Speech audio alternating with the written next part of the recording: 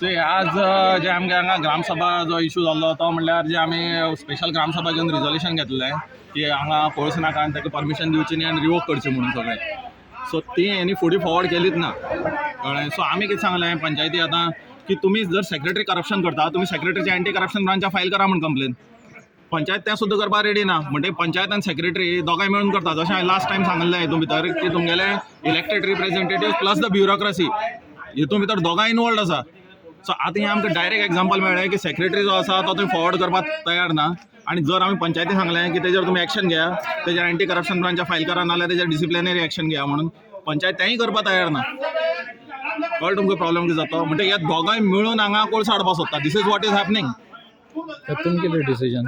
आमी आतां सांगलां तांकां की तुमी जर आमचे बरोबर ना पंचायत जर आमचे बरोबर ना आमी इलेक्टेड रिप्रेझेंटेटिव्ह तुमी आमी इलेक्ट करून सुद्दां जर तुमी आमचे बरोबर ना जाल्यार आमी एक काम करता आमी गांवचे लोक जे आसात ते पंचायती सायडीन दवरता आनी आमकां जाय ते आमी डिसिजन घेता.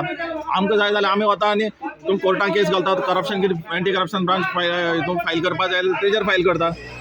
कळ्ळें. तुमी पंचायत आनी आमचे बरोबर आसा म्हूण सांगा नाका तुमी फटयता लिटरली लोकांक.